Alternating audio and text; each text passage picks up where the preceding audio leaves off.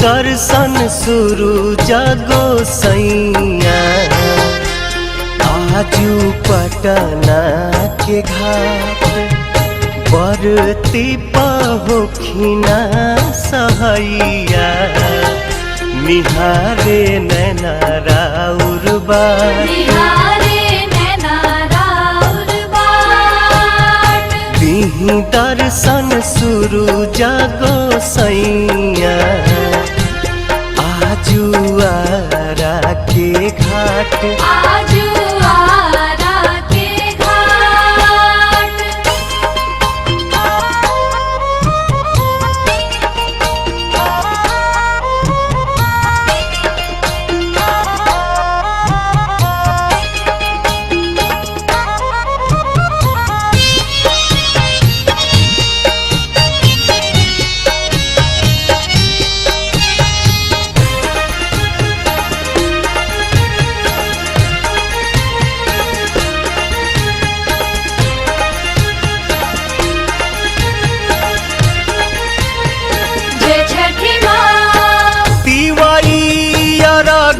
देवे अली गंगा घाटिया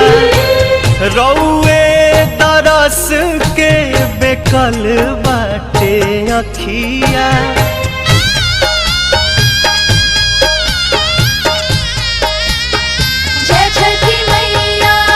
तिवाइया रघ देवे अली गंगा घाटिया रौए दरस के बेकल बाटे अखिया हरि देव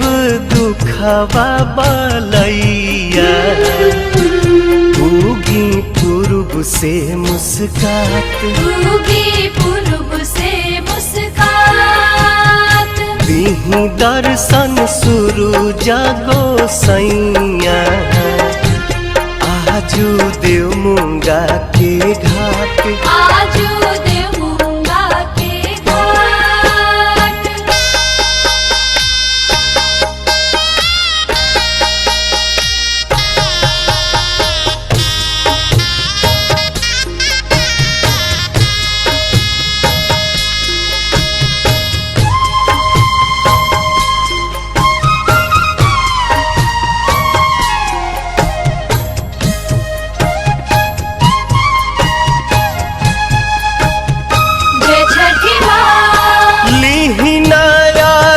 आदित्य दीही आशीर्वाद जी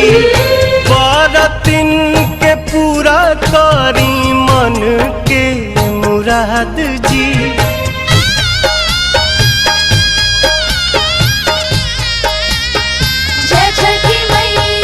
लीहिना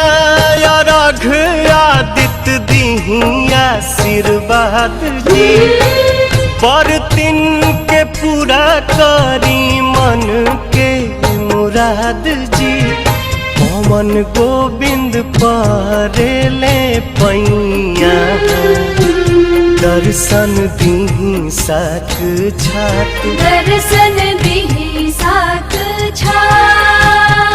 दीही दर्शन शुरू जागो सैया आजू बगसर के घाट